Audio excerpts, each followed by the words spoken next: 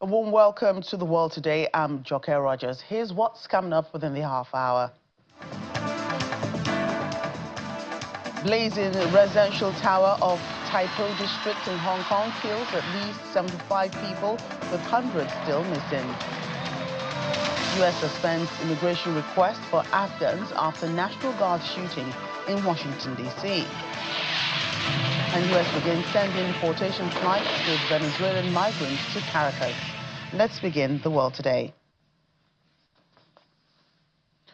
Authorities in Hong Kong say at least 75 people have been killed in a massive fire that engulfed a high-rise public housing complex in Tai Po district, with nearly 300 people still unaccounted for. The blaze tore through 7 or 8 tower blocks on Wednesday and has now been described as basically under control by Hong Kong's leader, John Lee Ka-chiu. Authorities say the buildings are home to 4,600 residents, and it's unclear how many were inside when the fire broke out. As questions mount over how the fire started, 3 construction company executives have been arrested on suspicion of manslaughter in connection with the use of highly inflammable materials, including mesh and plastic sheeting, that have fueled the spread of the fire. The fire had earlier been classified as a level 5 blaze, the most serious category in Hong Kong. Meanwhile, major public events have been cancelled or postponed. This includes all government-organized celebrations, the red carpet of the Mama Awards, and the city's nightly Symphony of Lights show.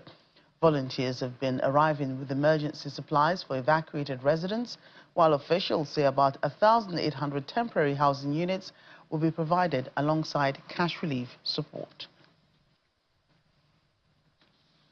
U.S. President Donald Trump has suspended the processing of all immigration requests from Afghan nationals after an Afghan man was identified as the suspect in the shooting of 2 National Guard soldiers near the White House.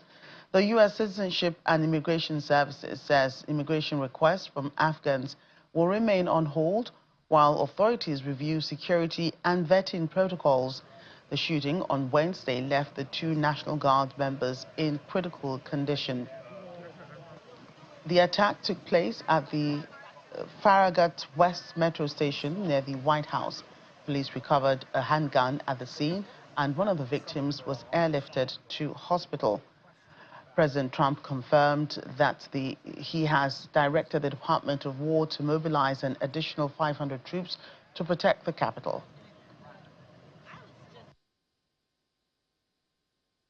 The last administration let in 20 million unknown and unvetted foreigners from all over the world, from places that you don't want to even know about. No country can tolerate such a risk to our very survival. An example is Minnesota, where hundreds of thousands of Somalians are ripping off our country and ripping apart that once great state. Billions of dollars are lost, and gangs of Somalians come from a country that doesn't even have a government, no laws, no water, no military, no nothing. As their representatives in our country preach to us about our Constitution and how our country is no good. We're not going to put up with these kind of assaults on law and order by people who shouldn't even be in our country. We must now re-examine every single alien who has entered our country from Afghanistan under Biden, and we must take all necessary measures to ensure the removal of any alien from any country who does not belong here or add benefit to our country. If they can't love our country, we don't want them. America will never bend and never yield in the face of terror. And at the same time, we will not be deterred from the mission these service members were so nobly fulfilling. That is why tonight I can announce that I have directed the Department of War to mobilize an additional 500 troops to help protect our capital city.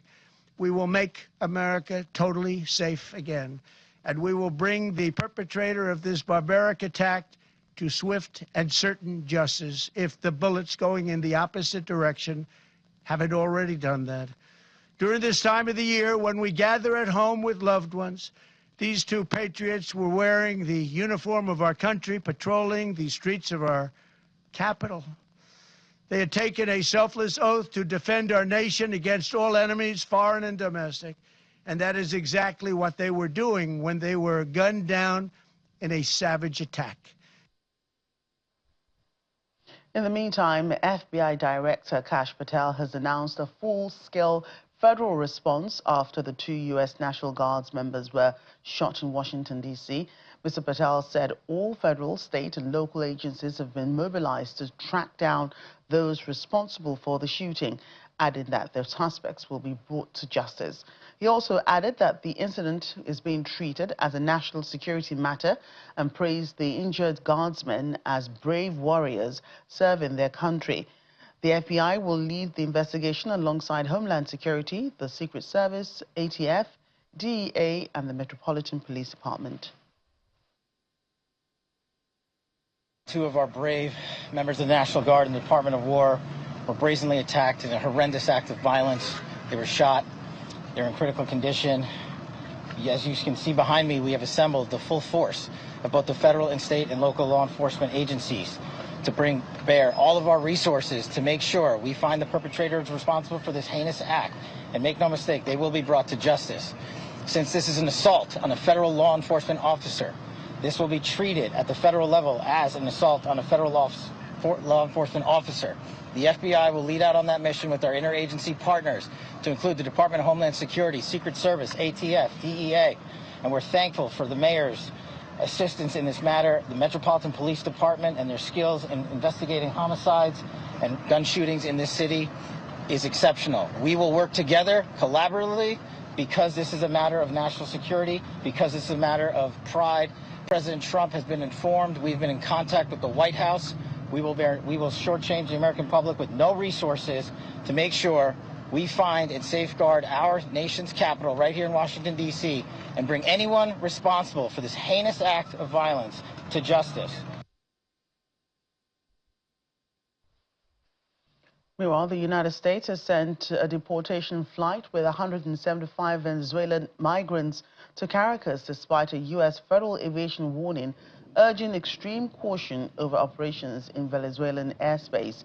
A flight operated by Eastern Airlines landed at Simon Bolivar Airport with passengers including 142 men, 26 women and 7 children, 2 of whom were unaccompanied minors.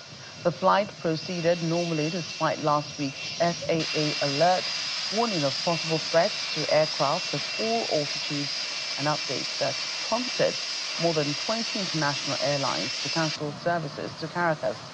Venezuela's civil aviation authorities had issued an ultimatum to airlines to resume operations by November 27 or risk losing their licenses. The U.S. flight is part of the government's repatriation program, which has operated 92 flights so far this year. And dozens of activists have been arrested outside London's High Court as a judicial review of the government's ban on the proscribed group Palestine Action got underway.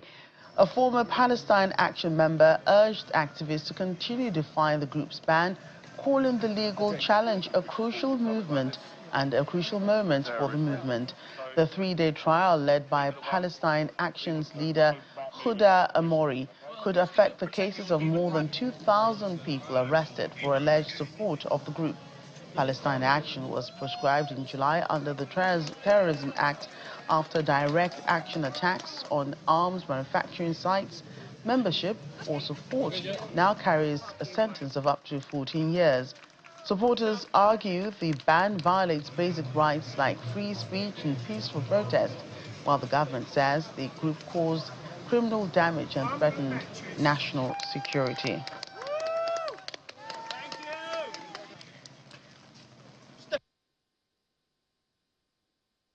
I think the designation of direct action is the end of the facade of Western democracy. I think that getting arrested is the best way to for us to put pressure on the government and on Parliament. I went on that huge anti-Iraq war protest trying to influence Blair years ago, and he managed to ignore about what, 500,000 or 1 million people or whatever.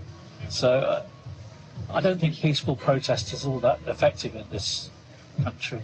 This case is going to determine a lot about my future and a lot about the future of the movement. And then I'm also here as a spokesman for this campaign that you see behind me, Defend Our Juries campaign called Lift the Ban, which is a very broad-based civil disobedience campaign that simply refuses to abide by the ban on Palestine action. Of course, nobody ever expected that this process of challenging the state would be easy. And this campaign has the most formidable enemies, the British state, Israeli state, the weapons industry. So it's not unexpected that the state would play dirty. This is my 4th time of coming on one of these actions, and the 4th time I expect to be arrested for opposing genocide and supporting the right of Palestine action to dismantle weapons of destruction. I'm here to support the right to freedom of speech in this country, which is being taken away from us by our Labour governments, by the prescription of Palestine action.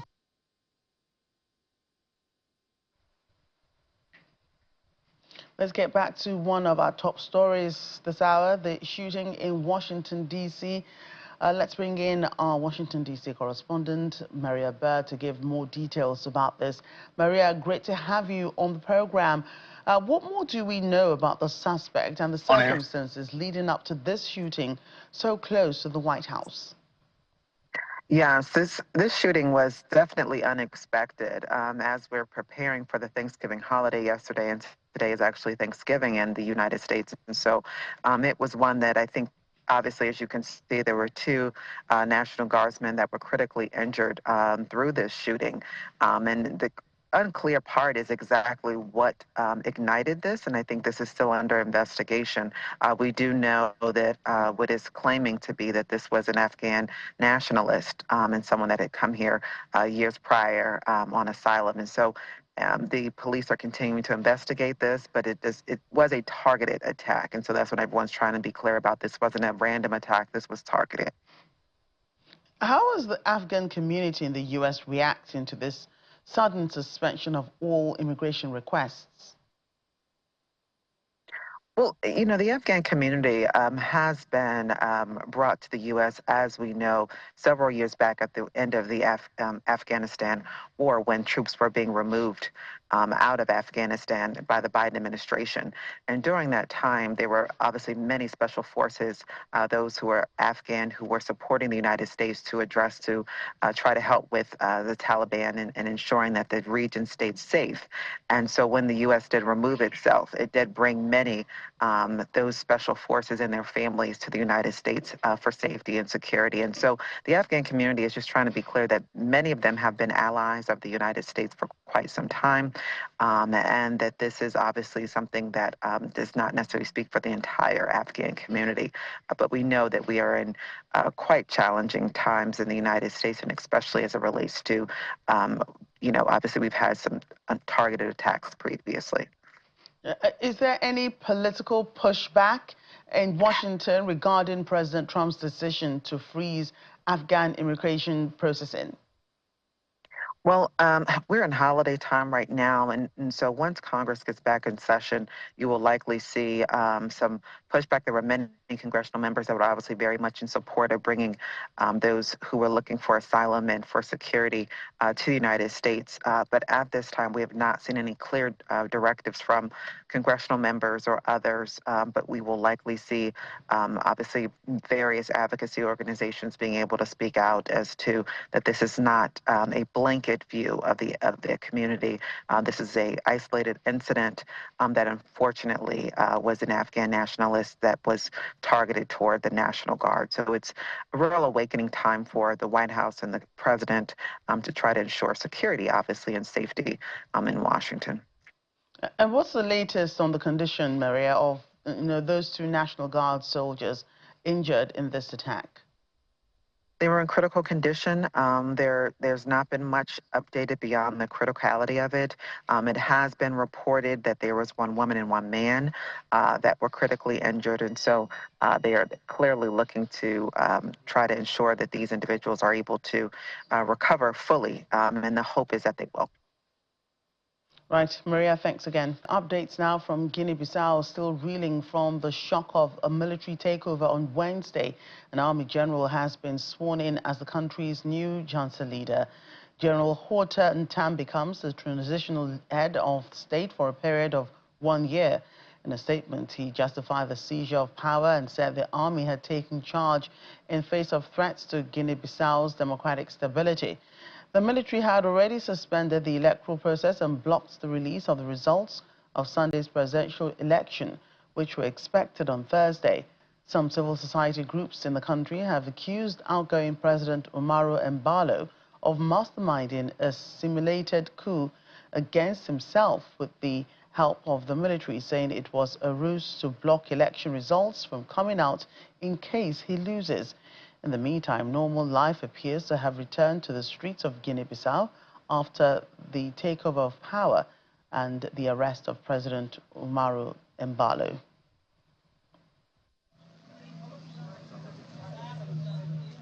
Guinea-Bissau is no stranger to political upheaval.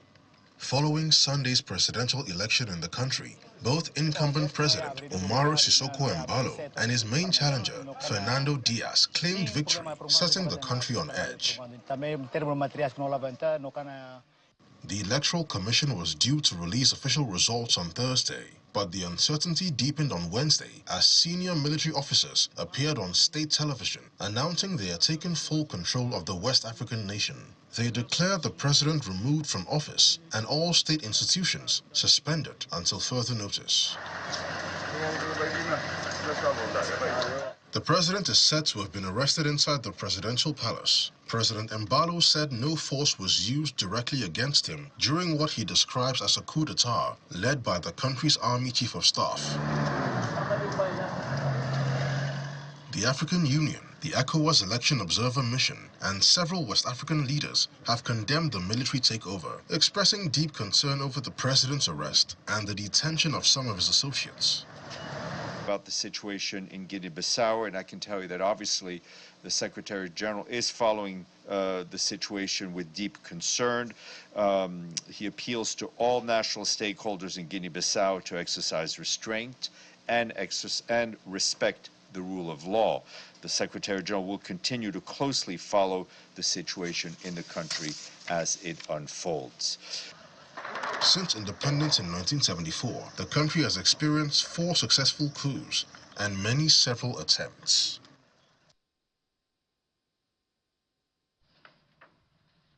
Meanwhile, Nigeria's former president, Dr. Goodluck Jonathan, who was one of the election observers, is set to be on his way back to the country after he and others were initially caught up in the political situation in Guinea-Bissau. Was still on the military coup in that country. My colleague Layo Olarinde had a conversation with African Affairs analyst Ajike Chude on the latest developments and the implications.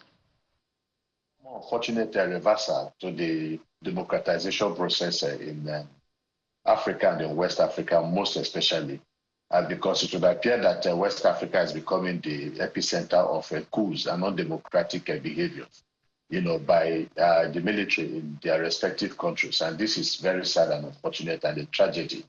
Obviously, it's a reflection of the failures of the democratization process. But we must also realize that it takes time. Democracy takes time. Entrenching democracy is something that is not done in a decade or 2 decades. It takes time, but everybody working towards it, the general populace, but most especially those to whom leadership positions have been entrusted with, and that is the political class. So what you have really, at the end of the day, because the question you want to ask is, what happens?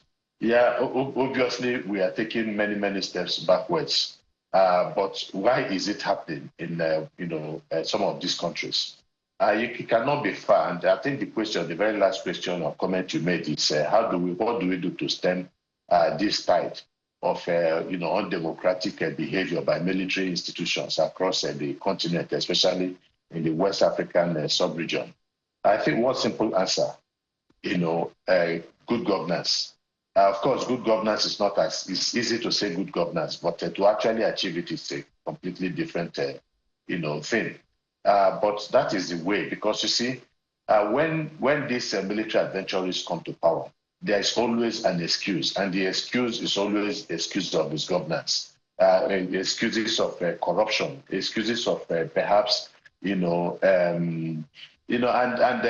economy, the state of, the progress or lack of progress within the economy, unemployment and all that. These are the things that the putschists, jump on and use it as a bait to try to get the support of the people.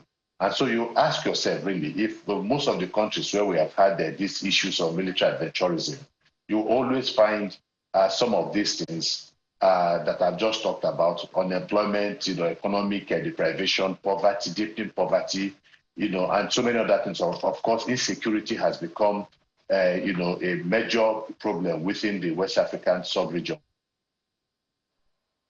Away from Guinea-Bissau, Catholic Pontiff Pope Leo has arrived in Turkey for the first foreign trip of his papacy, where he will commemorate a major Christian anniversary before traveling to Lebanon. As he flew into Ankara, the pontiff said his message for the trip was that all men and women can be brothers and sisters, despite differences in religion or beliefs. The visit to the two countries were initially planned by the late Pope Francis, but the theme of building bridges has been central to Pope Leo's leadership since his election in May. In the 6 months since becoming Pope, he has been seen as measured and cautious, but this trip is expected to be a major test of his diplomatic influence, especially following recent Israeli airstrikes in Beirut.